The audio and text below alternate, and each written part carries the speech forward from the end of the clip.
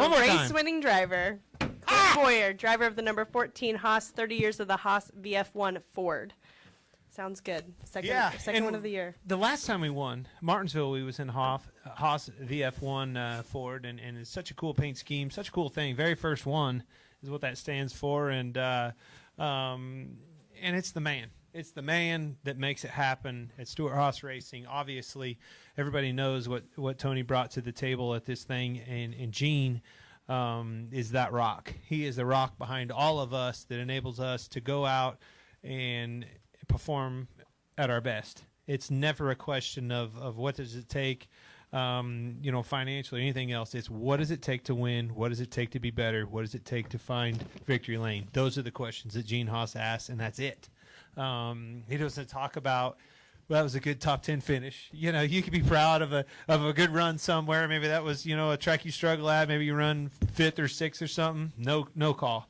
Winning and winning only is what he does in his industry, and it bleeds through to his employees and everybody at Stewart Haas Racing. Everybody, and now you see him embarking in his Formula One adventures. I mean, it's just amazing what he's done in motorsports in the last few years. And your win today makes that 7 of the first 15 races of the season being won by Stewart Haas Racing. So that's the Army. That's the Army that Tony and him assembled, orchestrated from Brett Frude and Greg Zipadelli. It's just so much fun to be in this equipment. Last year was a shocker to me. It was frustrating. You get this opportunity, you're thinking, boy, we got him. I'm back on the map. It just didn't happen.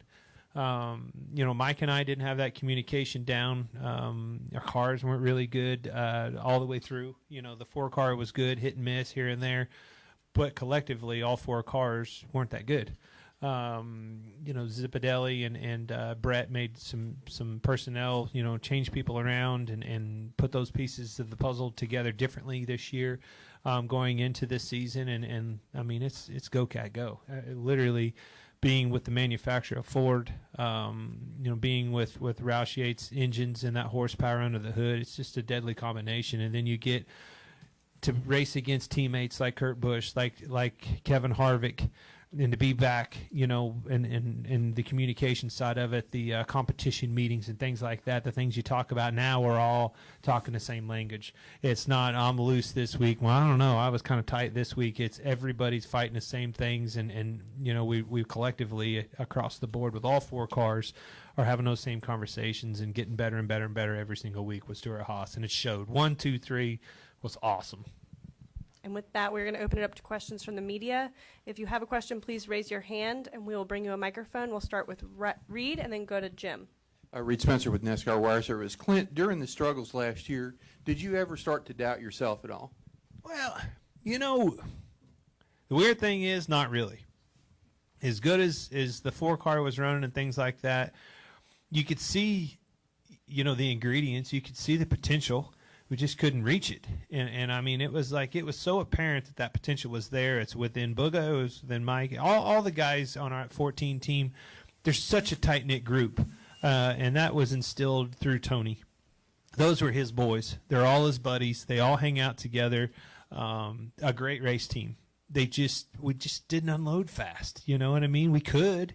We'd be hit, and then we'd be miss, hit, miss. We just had zero consistency. We've had that consistency this year until last month, and then it was like, hey, whoa, what was that? You know what I mean?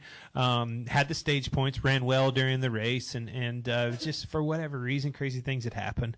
But it's never been a question of commitment with our race team and potential. You know what I mean? And I think that's what gets you through those tough times is when you see the potential and not only see it, you feel it.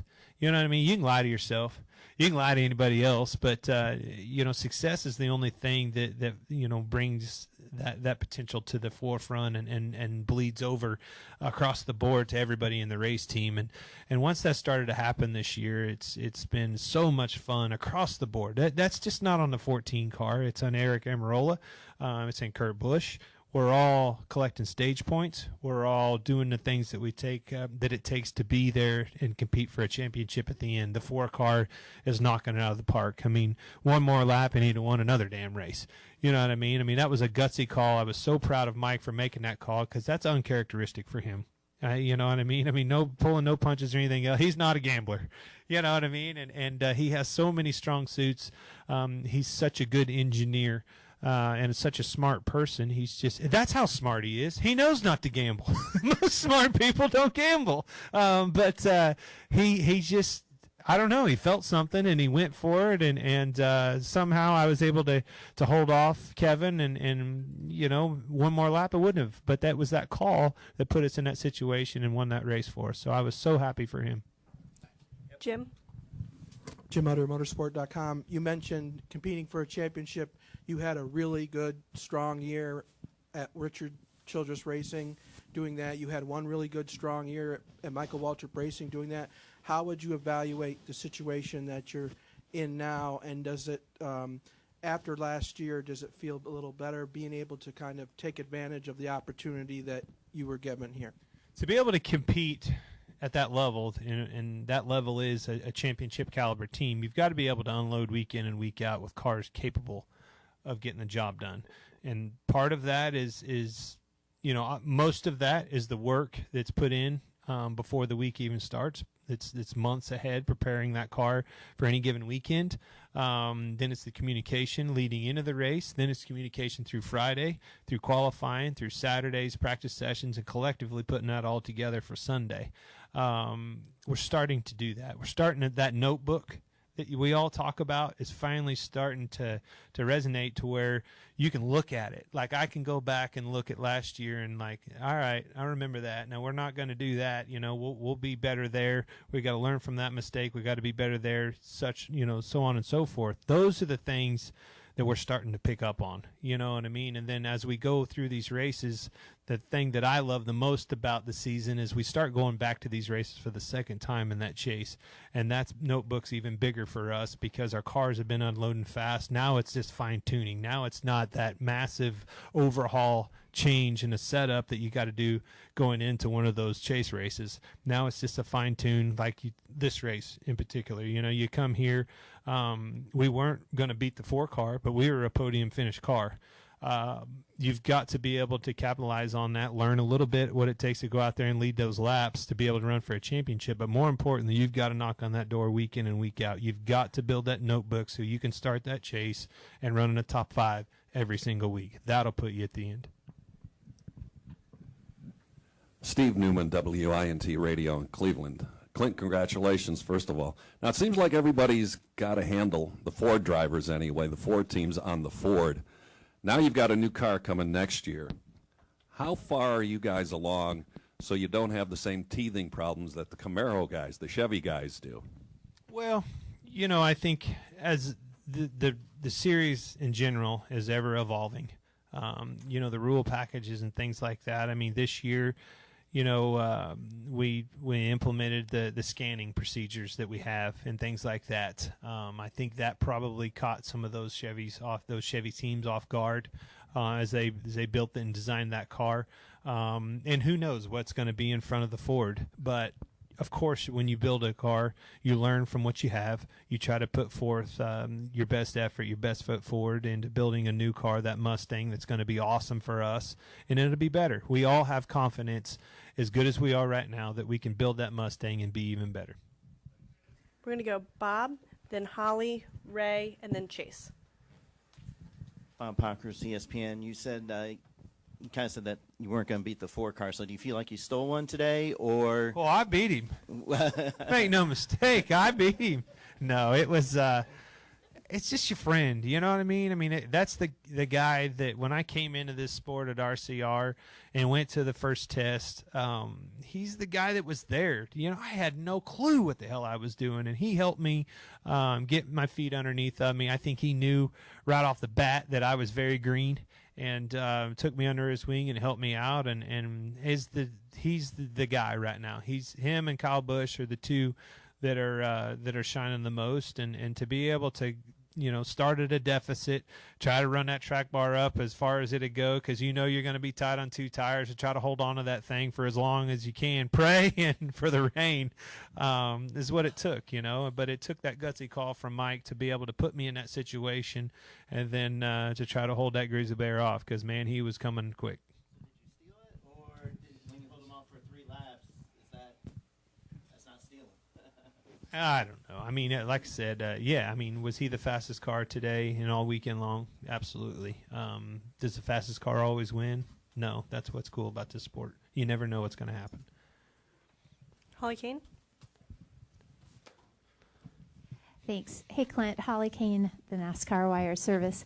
Could you talk about his call? Because Mike was really funny in here. I asked him about making the call for 2 tires, and he said he felt really good about it at 100%. And then turn around and threw up. And then as you came down pit road, 75%, and then when you got in the pit stall. But could you talk about that? And did you help with that call, or do you just let him do that? When I pulled out and I looked in the mirror, like you do, you know what I mean? It's a competition. It's a race. When you're on pit road, even when you're sitting there at a stop, you're looking in the mirror trying to figure out who you're racing with. Are you going to have room out? Things like that. There's nobody coming. There's nobody coming, and he's committed 2 tires. He already told those guys. I think I have ran over my crew guy, because I'm looking in the mirror trying to think, oh, gosh, I got to get out in front of these guys, Surely it's going to be some people take 2 tires, because he already told me the rain's coming. We're the only person. I am a mile ahead of everybody. When I looked in the mirror, everybody behind me was on 4 tires. Now you're like, I don't know what you're looking at, but there's an army of people on pit road that saw the same forecast, the same radar, and they took 4. But nonetheless, it was a gamble on his part, and like I said, it was uncharacteristic for him. That's part of growing and blossoming as a crew chief and being one of the elite, and he did that today. And I was so happy for him, because that's something that in the 2 years we've been together, that I haven't really seen a lot out of. And for various reasons. Some of them make sense and some of them don't. But for him to be able to do that and put ourselves in victory lane was really, really cool to see. Lucky ass.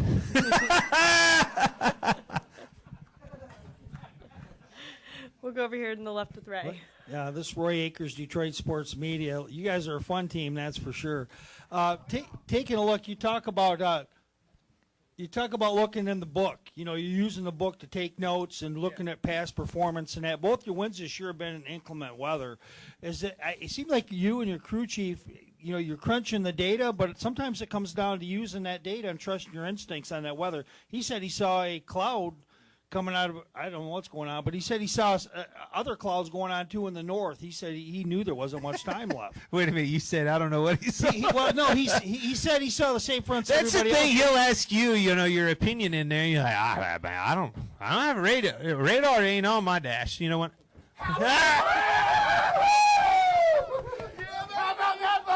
Damn it! Those guys right there they're a lot of fun. This whole team, you said it. God, that sucked. I'm going to be a sticky SOB right now. I'm going. We're going to drink a little bit tonight, by the way. Yes, that's going to happen. I know you guys are questioning it. It's going to happen tonight. I drink more of Kevin Harvick's sponsors than I'm pretty sure he does. It's a hell of a sponsor. There's nothing better. I have no idea where we went with this, but there's nothing better than having a sponsor like that in Victory Lane to be able to celebrate. That is awesome. But for you, I don't know what the hell he was thinking. He took 2 tires and won that race for us, and I was super pumped for him. The only thing that bummed me out about today, as soon as I was sitting out there in Victory Lane or on the pit road, you're trying to look out. I knew there was so much water coming on the windshield. But you're trying to see, now once it gets like that, you're trying to look out your side window and see how much rain is actually coming down, and are they losing a track? Because I saw it. Down 3 and 4, it started to get pretty dark. As the leader, you don't want to be that guy that's calling in every single second saying, it's pouring, it's a monsoon, because that doesn't hold any weight, but it really was. I was just hoping somebody else was saying the same thing. And like I said, when I pulled up out there and I saw how much it was raining, I immediately went to my little guy, my family, my wife, my daughter Presley, they're not here yet because I sent my pilot back to pick them up. We're all going to the lake and having a fun time and at the lake this week. So I told them they didn't have a place to stay here in Michigan, and I said, hey, make sure that we get to halfway to that second stage before you come up. Otherwise, I don't know where we're going to stay. We got fans. Everybody's in hotel rooms and everything else. You guys are going to be sleeping in the expedition or something.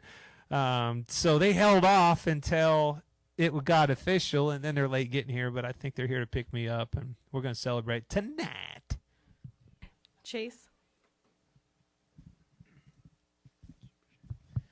Clint Chase, NASCAR.com. What does it mean to you to be able to win as Stewart Haas Racing gets the 1-2-3 sweep, the first in the team's history? Well, I think that's the coolest thing about it. You know, you're up there and you're looking in the mirror. Even when I was running second, I said it to myself, gosh, this is a moment. We're running 1-2-3 at a track that's an aero track, that's a horsepower track. It's a demanding racetrack on your equipment. You've got to be able to hit your marks and things like that, but when it comes down to sheer speed, 217 mile an hour we were talking this weekend. That's fast. That's fast in any motorsport. That's really fast in NASCAR. And then when you're on top and you're lined up and it's 1, 2, 3 with Kevin and Kurt behind you, it's just awesome, you know. And then to be able to get there and give each other hugs and be happy, truly, genuinely happy for one another. That's what it takes. That's what it takes to push you to another level. You know, working together, that communication, pushing each other each week. It's not just Kevin and Kurt and I and Eric. It's our teams. It's our crew chiefs. It's our pit crews. It's everybody. That raises the bar for everybody involved, and it's cool to see. We'll stay in the middle. Clint, Steve Slifka, WTVG Television. You actually just kind of mentioned that, or touched on, I should say. And I know you don't necessarily want to single anyone out, but Jerry Cook, what did you like about the way he had a hand in, you know, the car setup for this weekend? Him, you know, we missed him. Why we were struggling this last month. That's a common denominator. Yeah, we had that penalty in Dover and missed him for 2 or 3 weeks, and it showed. You know, when you have a team as solid as we have, and you have that missing link for even a day, it showcases the following week. Tight-knit group. They watch each other's back. They hang out one another. That's the thing about these teams. They don't just show up on race day and leave on Monday. They have to be back to the shop. They work together. They eat lunch together. Their families go to dinner together. When they're on the road, they hang out together. They share rooms together. They eat dinner together. These guys are a tight-knit group, and when you lose one of them or somebody's off, it shows. And the last month, you know, or so, while we was through Charlotte and everything else, that was a common denominator, is Jerry wasn't there. So cool to have everybody back and then be able to roll into victory lane, be able to celebrate all their hard work. That's what you're celebrating. All those guys' hard work and everything they put in to not only today but the entire season, their family sacrifices, everything across the board. That's what you're there celebrating. We have time for one more question for Clint. If there's any other additional ones. Go Holly. You lost, Bob. You're out. It was Just down too between slow. you and Holly. You gone. I feel a lot of pressure to ask a good question.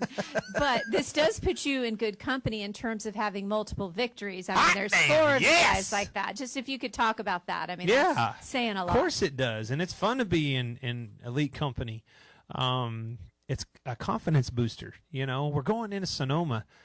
I don't want to jinx myself, but it's my favorite racetrack. I love that weekend.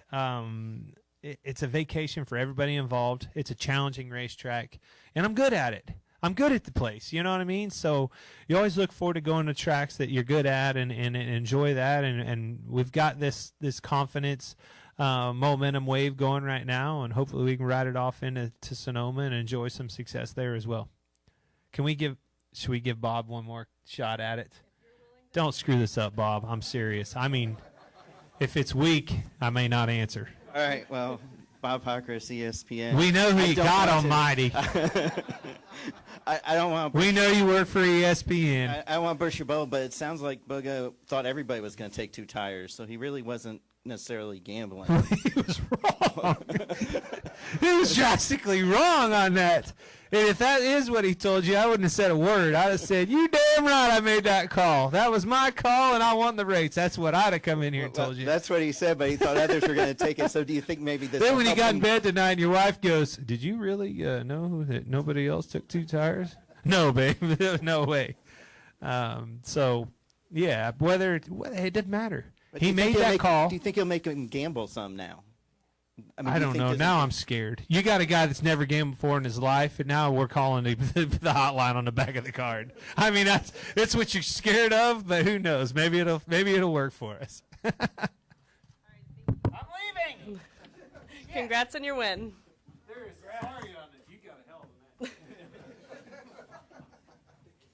Thanks, Drew.